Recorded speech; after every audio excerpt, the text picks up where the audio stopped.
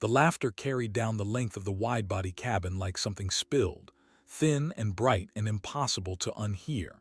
And for the 12th hour in a row, the woman in seat 2A did not turn her head toward the galley. She sat with her hands folded in her lap.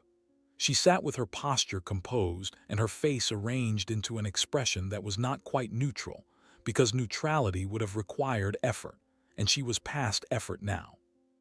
She was in the country beyond effort, in the still, cold place where a person goes when they have decided that everything happening around them is being recorded for a purpose the room does not yet understand.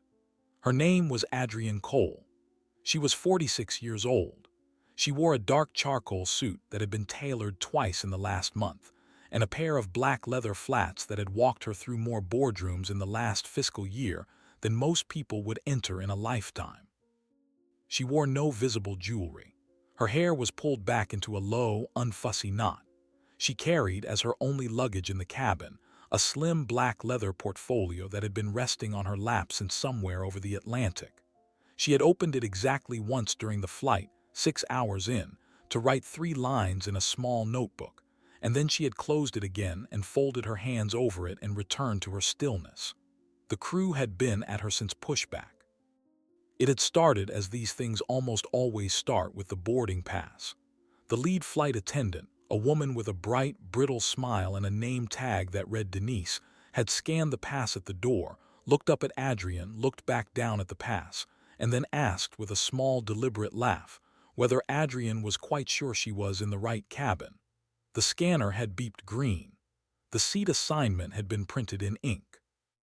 And still, Denise had turned the tablet toward Adrienne and asked her to confirm the ticket number verbally, as though the machine and the paper and the woman standing in front of her were all suspected of collaborating on the same lie. Adrienne had confirmed it. She had not smiled. She had walked to seat 2A and sat down and slid the black portfolio beneath the seat in front of her.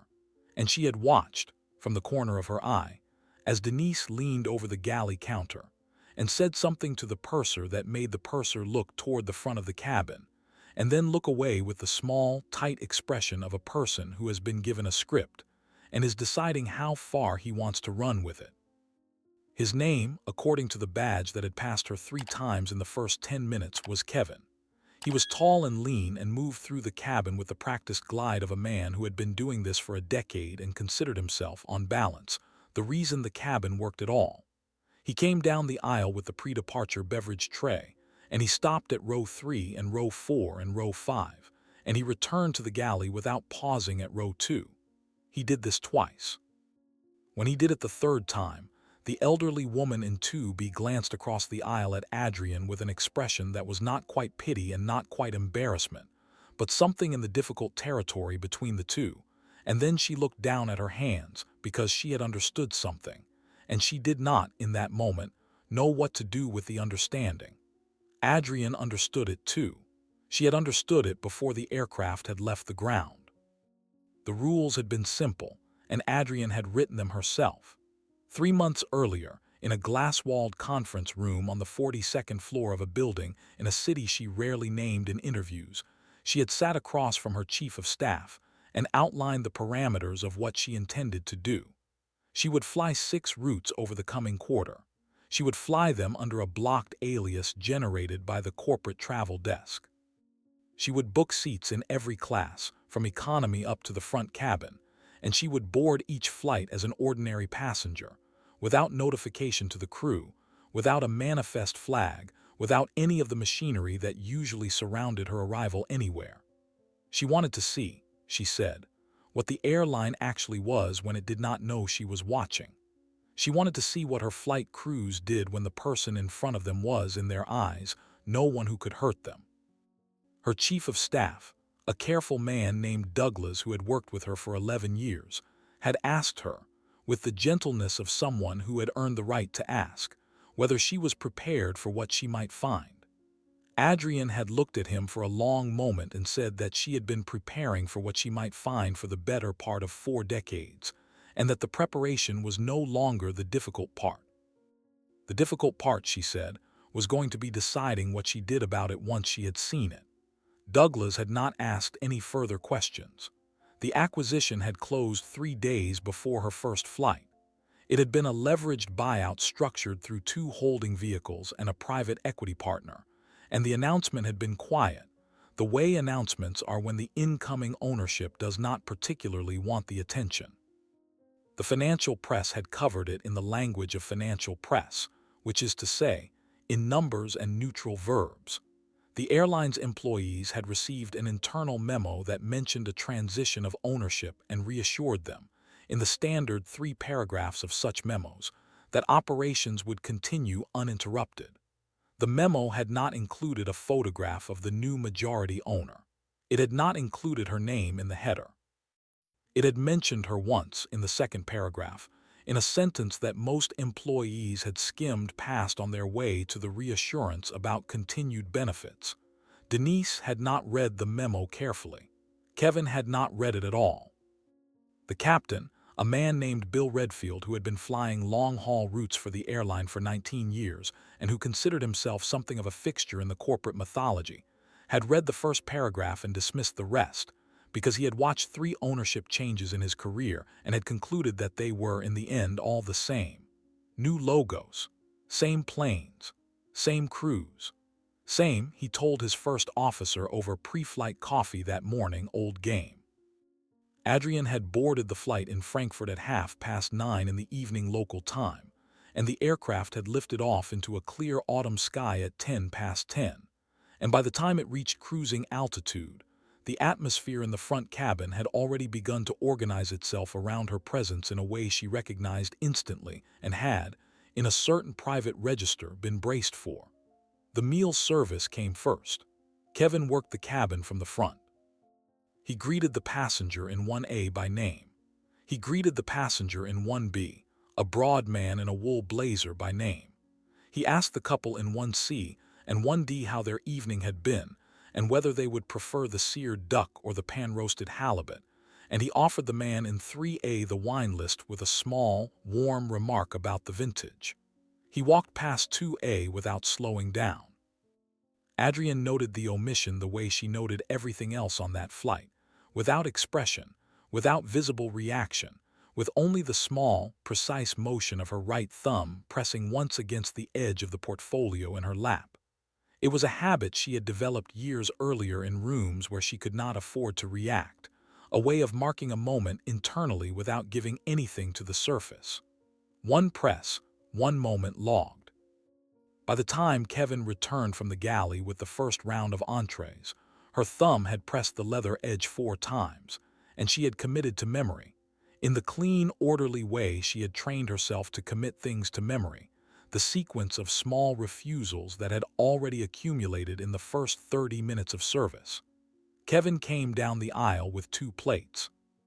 He set the seared duck in front of the man in 1A, he set the halibut in front of the woman in 1D, he turned and walked back to the galley without acknowledging her. He returned with 2 more plates. He served row 3. He served row 4. When he came back a 3rd time, he served the elderly woman in 2B, and he did so with such careful politeness that the woman looked, for a moment, as though she wanted to say something, and then she looked across the aisle at Adrian with that same difficult expression from earlier, and she did not say anything at all. Adrian watched him complete the service. She watched him carry the tray back to the galley. She watched Denise lean in and murmur something, and she watched Kevin laugh, a short, sharp sound that carried through the galley curtain and out into the cabin, and she watched him glance in her direction with the small, satisfied smirk of a man who believed he had orchestrated something clever. The elderly woman in 2B, whose name Adrian would later learn was Margaret Ashby, and who was flying home to attend the funeral of her younger sister, did something then that Adrian did not forget. Margaret reached across the aisle without a word and offered Adrian her dinner roll. It was wrapped in a small linen napkin. It was still warm. It had come, presumably, from the same basket that Kevin had been carrying past 2A for the last 15 minutes. Adrian looked at the roll. She looked at Margaret. She said very quietly, "That's kind of you. Please keep it."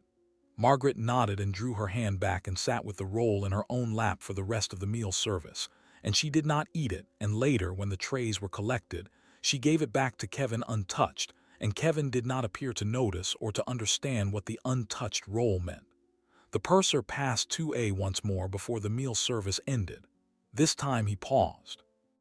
He looked down at Adrian with the courteous, professional expression of a man performing courtesy, and he said, in a voice pitched just slightly louder than was necessary for the distance between them, that he wanted to remind her that the amenity kit on her seat, the noise-canceling headphones on the armrest, and the pajama set folded in the storage compartment above her head were provided as complimentary items for confirmed premium cabin passengers, and that in the event of any confusion regarding the booking, those items would need to be returned intact before landing.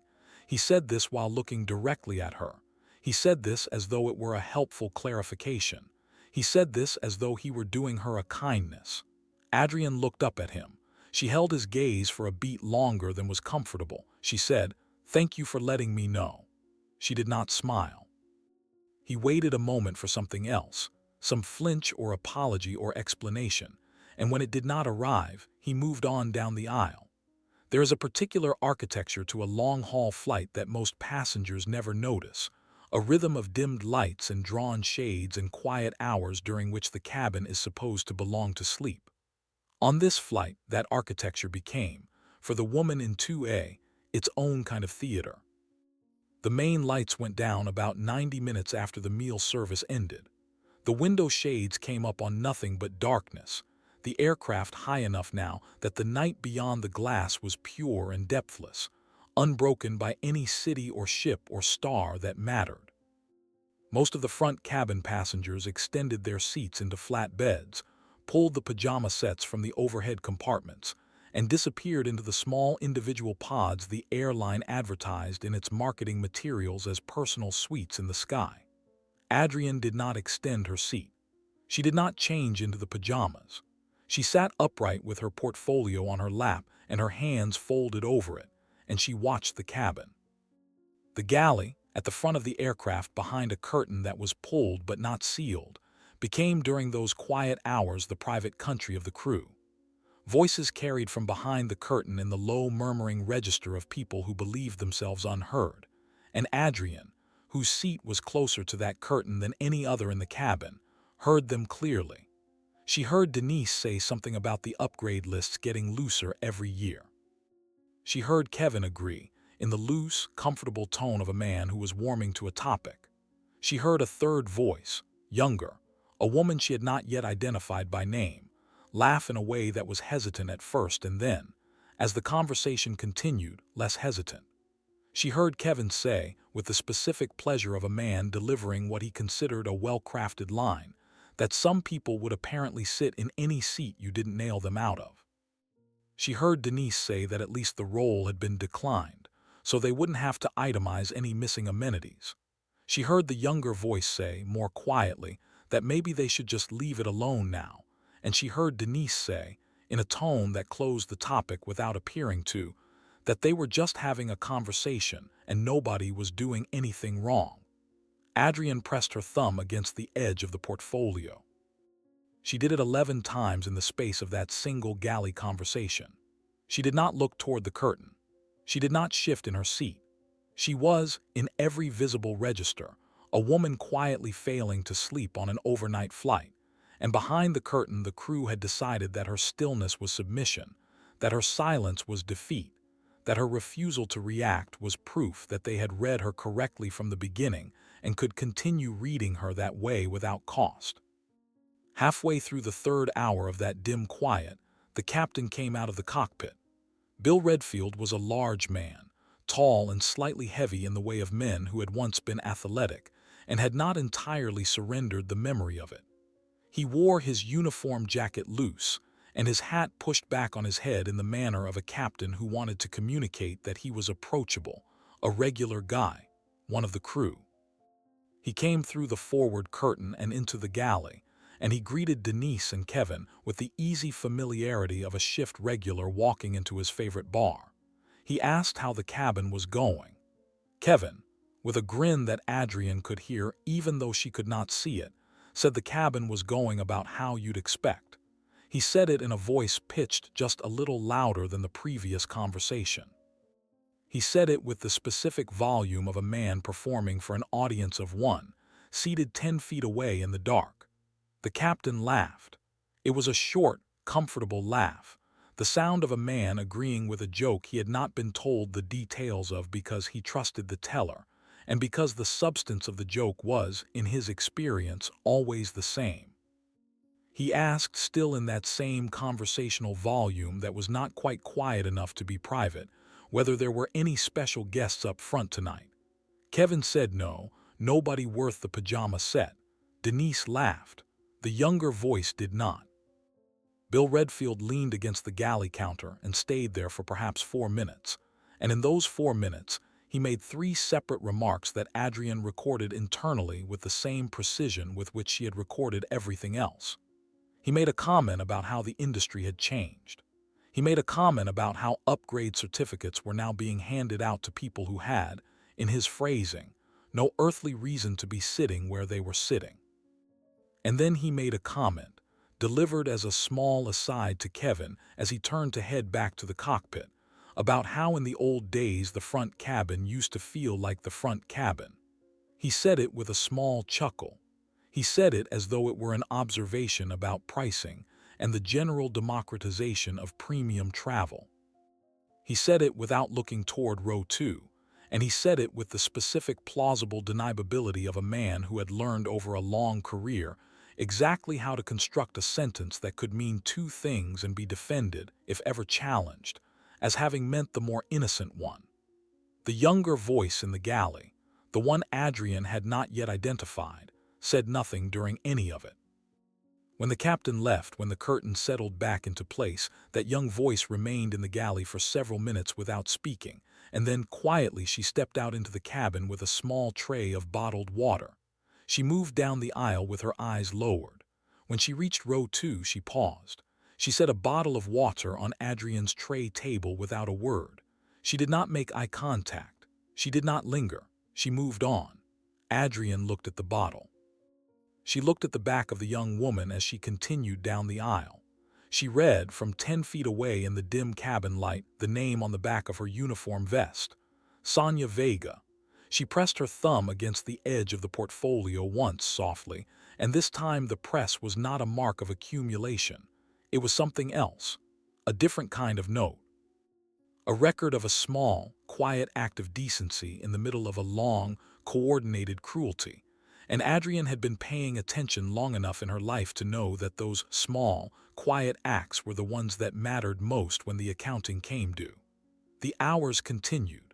The aircraft crossed a line on the map that no one aboard could see. The galley conversation resumed and receded and resumed again, in cycles that seemed to correspond to whether the crew believed themselves observed or not. Twice more Kevin walked past 2A without acknowledgement.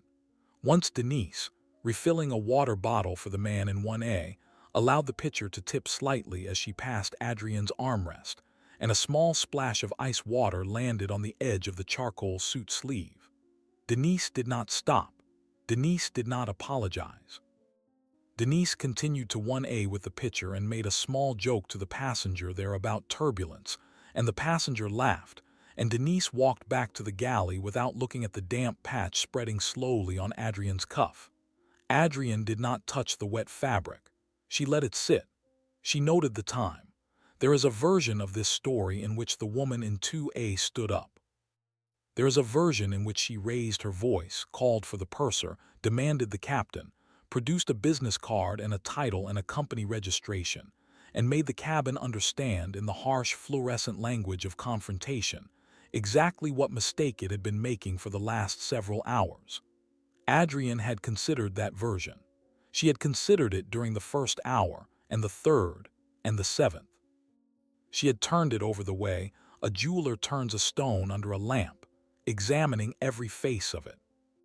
She had concluded, each time, that the version in which she stood up and named herself would end the immediate cruelty but preserve the pattern, that the crew would apologize to her because she was the exception, and that they would go on treating every other passenger who looked like her exactly the way they had been treating her. because those other passengers would not, at the end of the flight, be revealed as anyone in particular. She had decided, somewhere over Greenland, that she was not interested in being the exception. She was interested in being the change.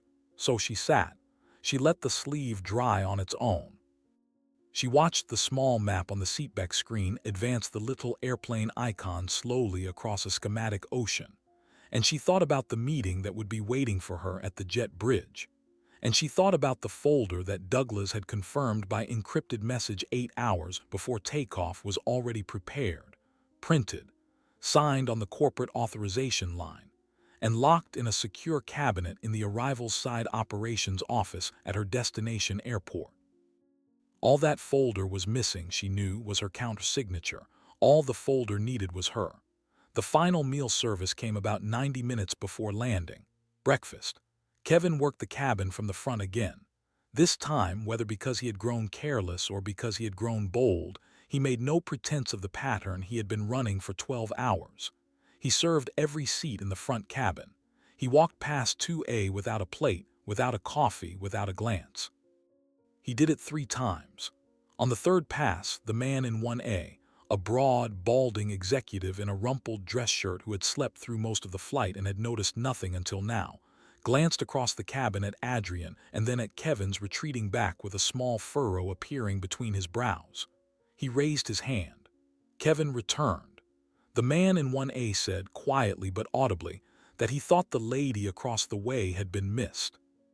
He said it in the tone of a person raising a small procedural point. Kevin's expression did not change. Kevin said, with the smooth, professional warmth he had deployed all flight for the passengers he considered worth deploying it for, that everyone had been offered service, and that if anyone had declined, that was of course their choice. He said this while looking at the man in 1A. He did not look at Adrian. The man in 1A opened his mouth. He looked at Adrian. He looked back at Kevin. He closed his mouth. He nodded once slowly, and he turned back to his own tray, and he did not say anything else. And that was the moment, more than the boarding pass, more than the roll, more than the ice water on the suit sleeve, that Adrian understood most clearly what the airline had built. She understood that the cruelty was not only the crew. The cruelty was also the passengers who saw and did not speak. The cruelty was the architecture of small permissions that let the crew behave the way they did because everyone else agreed, tacitly, to not quite see. The map showed 60 minutes to landing. Adrian opened the portfolio. She wrote 3 lines in the small notebook. They were not sentences that would ever be published. They were not for anyone but her. They were the summary of what she had watched for 12 hours, distilled to the language she used with herself when she wanted to be certain she was remembering a thing accurately. The first line was a name and a role. The second was a name and a role. The third was a name and a role, followed by a small dash and a single word that Adrian underlined once. The word was witness. She closed the notebook. She closed the portfolio. She sat with her hands folded over it for the remaining minutes of the flight, and she watched the small icon on the seatback screen make its final approach across the schematic map. And she did not shift, and she did not speak. And when Kevin came through the cabin one last time to collect used amenity kits, she handed him hers without a word. He took it with the same practiced non-acknowledgement he had used all flight. He did not know that this would be the last passenger transaction of his career. The aircraft touched down in a smooth, professional landing that Bill Redfield would later remember, in the small cracked mirror of hindsight, as one of the cleanest touchdowns of his career. The seatbelt sign chimed. The cabin lights came up. The passengers around Adrian began to stir, folding blankets, retrieving shoes, arranging themselves for the small performance of disembarkation. Kevin came on the intercom and thanked the passengers, in the honeyed voice he reserved for these announcements, for choosing to fly with them tonight. He hoped, he said, they had enjoyed the flight. The aircraft rolled to the gate. The bridge extended. The forward door opened. And on the jet bridge, waiting in the narrow gray corridor with the specific stillness of people who had been standing in that spot for some time, were 2 figures Adrian recognized. One was Douglas, her chief of staff, in a dark overcoat with his hands folded in front of him. The other was a woman named Priya Nair, the airline's newly appointed head of human resources, a lawyer by training, a person Adrian had personally interviewed for the role 3 weeks earlier and hired the following morning. Priya carried in her right hand the slim leather folder. It was not thick. It did not need to be. The materials inside had been prepared with precision, and precision does not require volume. Adrian stood. She smoothed the front of the charcoal suit. She retrieved the black portfolio from beneath the seat in front of her and tucked it under her arm. She stepped into the aisle. Kevin was standing at the forward door, in the position pursers occupy for disembarkation, the position from which he had planned to farewell each passenger with the small, warm sign-off he had rehearsed since his training years ago. He was smiling. He was smiling as Adrian approached the door, and the smile was the same smile he had used for every passenger who had boarded ahead of her 12 hours earlier. The smile calibrated for people he had decided in advance were people. And it did not falter as she reached him, because he had not yet processed the two figures standing on the jet bridge behind him, and he had not yet noticed that Douglas's eyes were on Adrian and not on any of the other deplaning passengers. She stopped in front of him. She did not smile back. She said very quietly so that only he could hear, "Please step off with me." Kevin's smile flickered.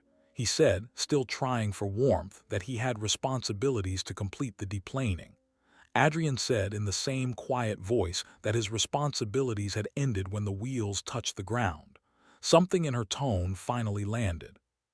Kevin looked past her, into the aisle, and saw the two dark-coated figures on the jet bridge, and saw that Douglas was watching him with the flat, uncurious expression of a man who had known his name for several hours already. Kevin's face performed, in the space of perhaps 2 seconds, an entire small drama of recalculation. The smile did not so much fade as evacuate. What replaced it was not yet fear. It was the more preliminary emotion that precedes fear, the sudden awareness that a floor which has always been assumed may not, in fact, be there. He stepped off the aircraft. Priya Nair greeted him on the jet bridge with the neutral professional warmth of an HR executive who had done this before and had learned to strip her voice of anything that could be later cited as prejudicial. She asked him to step to the side of the corridor against the gray metal wall, and she asked him to wait. Kevin obeyed. He did not yet know what he was waiting for. He was still in some interior compartment, expecting to be told there had been a mistake. Denise came next. She emerged from the galley with her small carry-on rolling behind her, and she was mid-conversation with the younger flight attendant, and she was laughing. The laugh cut off when she saw Kevin standing against the jet bridge wall with two strangers beside him. She looked at Adrian. She looked at the strangers. She looked back at Adrian with the small, sudden re-examination of a person who had been asked, for the first time in 12 hours, to actually see the woman she had been dismissing. Priya asked Denise to step aside as well. Denise did. Sonia Vega came off the aircraft third. She was younger than the other two, 26 years old, with 3 years at the airline and a face that had, at some point during the last several hours, arranged itself into the specific tight composure of a person who had understood something before the people around her and had not yet decided what to do with the understanding. When Priya asked her to step to the side, Sonia glanced at Adrian. Adrian met her eyes and for the first time in 12 hours allowed her expression to change. It was a small change, a softening at the corner of the mouth, the barest nod. Sonia stepped to the side with the others, but she stood a full 2 paces apart from Kevin and Denise, and she did not look at them. Bill Redfield came off the aircraft last, as captains do, with his hat under his arm and his flight bag rolling behind him and his first officer trailing a respectful step behind him. He was talking, as he emerged, about the touchdown. He was pleased with himself. He stepped onto the jet bridge and saw the tableau against the wall, and he saw Adrian standing in the corridor with 2 dark-coated figures beside her, and his face did what Kevin's face had done, only slower, because Bill Redfield had been in this industry for 19 years, and it took his mind longer to arrive at possibilities that had never previously required imagining. Priya turned to him. "Captain Redfield, a word, please." Bill Redfield opened his mouth to ask what this was regarding. He did not get the question out. He looked at Adrian. He looked at the folder in Priya's hand. And in a small, quiet, awful moment that would replay itself in his head for the rest of his life, he made the connection. He remembered the memo. He remembered the second paragraph. He remembered the sentence he had skimmed past on his way to reassurance. He remembered the name. His mouth stayed open. No sound came out. He stepped to the wall. Adrian turned to Priya. "The folder, please." Priya opened the leather folder and turned it toward Adrian. Inside were 4 documents, each one printed on the airline's standard corporate letterhead, each one prepared by the legal department in coordination with human resources, each one dated for today. The top document bore the name Kevin Marsh, purser, and beneath it, a list of policy citations that had been drafted with the care of people who knew that terminations of long-tenured employees would be reviewed and possibly litigated, and that every sentence needed to be defensible. The second document bore the name Denise Halloran, lead flight attendant. The third bore the name William Redfield, captain.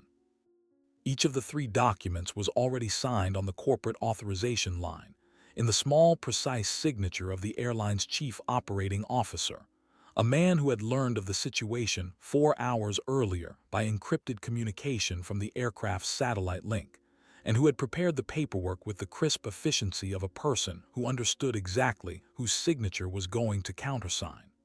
Adrian uncapped a pen. She did not hurry. She signed the first document against Kevin's name. She signed the second against Denise's. She signed the third against Bill Redfield's. The ink dried in the cool jet bridge air within seconds. The signatures were not dramatic. They were not large. They were the same signature she used to sign quarterly reports and acquisition agreements and letters to shareholders, and it was, in the end, that unremarkable regularity that made them what they were. She had not signed in anger. She had signed the way she signed everything, which meant that when the 3 people against whose names she had signed later attempted, in the private reconstruction of their own memories, to convince themselves that it had been done in some flush of passion, in some spasm of overreach, they would find no evidence for that reconstruction. It had been done the way inventory was done.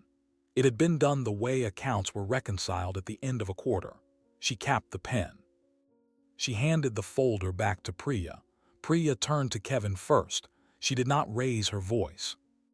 She said that his employment with the airline was terminated, effective immediately, and that the specific grounds were enumerated in the document she was about to hand him, and that he would be escorted from the operational area by ground security, and that he should not attempt to return to any airline facility or contact any airline employee regarding this matter until he had received communication from his own legal counsel, if he chose to retain any. She handed him the paper. He took it, he looked at it. His hand was shaking. He did not read it. He could not in that moment read anything. Priya turned to Denise. She repeated the process. Denise did not shake. Denise had gone very still in the specific stillness of a person who was mentally sorting through the last 12 hours and beginning in real time to understand what she had done and to whom. She took the paper. She held it. Priya turned to Bill Redfield. When she spoke his termination, she added, because the airline's counsel had advised it, that his flight certifications with the FAA would not be affected by this action, but that his record with the airline would reflect a termination for cause, and that he would be required to complete an exit debrief with corporate security regarding the aircraft handover. She said all of this in the same even, unhurried voice.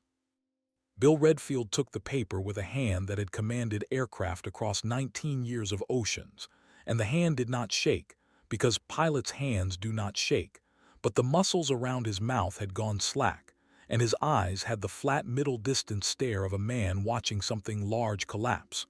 Priya turned, finally, to Sonia. Sonia flinched.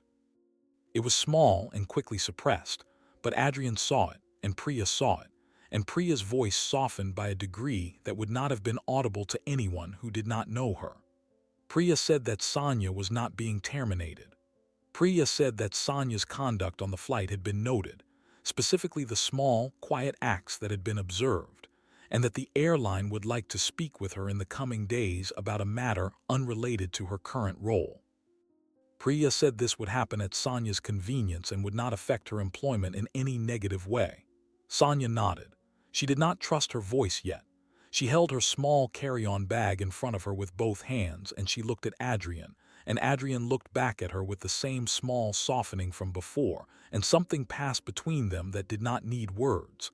Adrian turned to the three others. She did not raise her voice. She did not lecture. She was not, she had decided long ago, in the business of speeches to the people whose lives she had just materially altered. She said only, in the same quiet register she had used all morning, that the airline would be conducting a full review of its cabin service standards over the coming quarter, and that the review would be led by a new team, and that among the metrics being introduced was one that measured, through anonymized passenger feedback, whether every traveler in every cabin reported being treated with equivalent baseline dignity. She said that she was not telling them this to justify anything. She was telling them, she said, so that they would understand in the years to come that what had happened in the corridor was not personal. It was structural. It was the beginning of a policy, not the end of a grievance. Then she walked past them, down the jet bridge into the terminal without looking back. The passengers were still deplaning behind her. Most of them would never know what had happened in the corridor. The man in 1A would read something about it in an industry newsletter 3 weeks later, and would sit at his kitchen table with the newsletter open in front of him, and would think, for a long time, about the moment he had opened his mouth, and then closed it, and he would carry that moment with him in a small private compartment for the rest of his life, and it would, in ways he did not immediately articulate, change how he behaved in rooms afterward. Margaret Ashby, on her way to bury her sister, would learn nothing about the terminations and would remember only the small offered role and the quiet decline, and she would carry that memory as a different kind of weight, softer, more private, a moment when she had tried and had not known if trying had mattered. Adrian walked through the terminal. Douglas walked beside her. Neither of them spoke for a long time. At the car, before she got in, Adrian paused. She looked back toward the jet bridge, invisible now behind the terminal walls, and she thought about the 10,000 flights the airline would operate in the coming year, and the passengers who would sit in every seat on every one of them, and the small daily accumulations of dignity or its absence that would happen in cabins she would never personally witness. She thought about how much of what she had just done would matter and how much would evaporate, and she thought that the honest answer to that question was that she did not yet know, and that not knowing was not a reason to have done less. She got in the car. The car pulled away. If this story moved you, if it made you think about the small moments in your own life when you saw something and did or did not speak, please take a moment to like and subscribe. See ya, peace.